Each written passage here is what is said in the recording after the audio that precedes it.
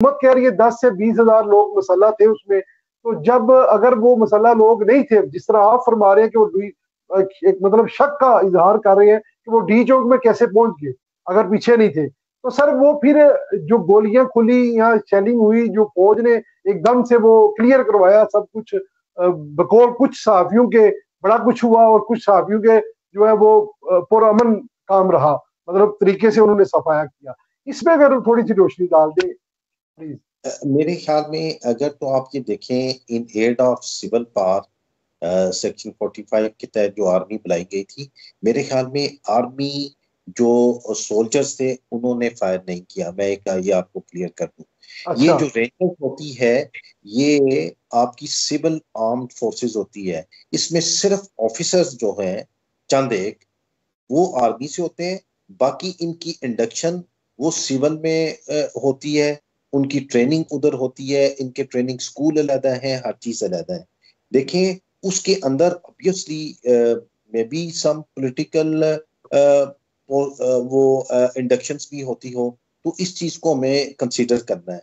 मेरे ख्याल में जब एक गवर्नमेंट की तरफ से या ये ला के बड़े माहिर हैं बाजवा साहब, ये इसको बता सकते हैं, जब आपने एक फौज को बताया है और इंटीरियर मिनिस्टर ने एक डायरेक्शन दी है, अभी मैं तो इतना हतमी नहीं कह सकता, लेकिन देखें किसी ने एक ने डायरेक्शन दी है ना कि इस स्टेज पे आपने फायर करना है, ठीक है। अगर उस फायर करने को उन्होंने डेलिब्रेट नहीं किया, देखें फायर करने के लिए आपने टांगों में क्यों नहीं गोलियां मारी?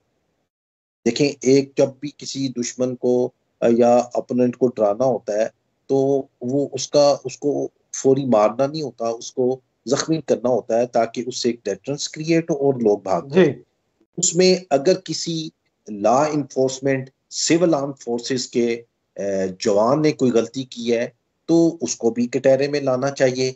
और मेरे ख्याल में इसमें फौज फौज का नाम लेना, ये जो भी पार्टियां ले रही हैं, पीटीआई ले रही है या कोई और इन बिटवीन बाकी पार्टियां कोई इसका फायदा ले रही हैं, तो मेरे ख्याल में फौज को इस दर अननेसेसरी मलाइन करने की जरूरत नहीं है। इसमें फौज के जवान कोई शामिल नहीं थे, इसमें सिविल आर्म फोर्सेस के सर जवान सर थे। लेकिन फिर मेन स्ट्रीम मीडिया के ऊपर चलता रहा है, इस आर्टिकल के तहत जो है वो फौज को तैनात कर दिया गया, फौज ने अपने पूरे कर लिया, तो आज आप सर कह रहे हैं कि वो रेंजर की आपने जिस तरह वजाहत की है कि रेंजर को।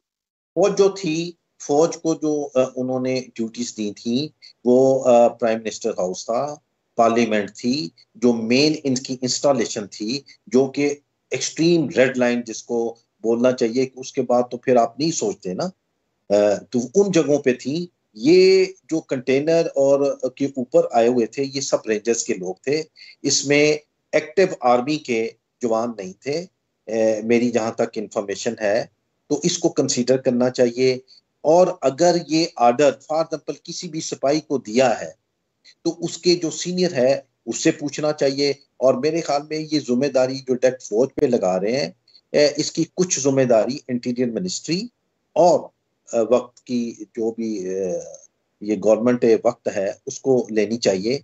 और मेरे ख्याल में हर चीज को आर्मी के ऊपर नहीं फेंकना चाहिए। अगर गवर्नमेंट सही नहीं चलती या गवर्नमेंट के कोई अदारे काम नहीं करते या बाकी पुलिस सही काम नहीं करते, उन सब को मलबा जो है मेरे ख्याल में फौज के ऊपर डालना ये शायद मुनासिब नहीं।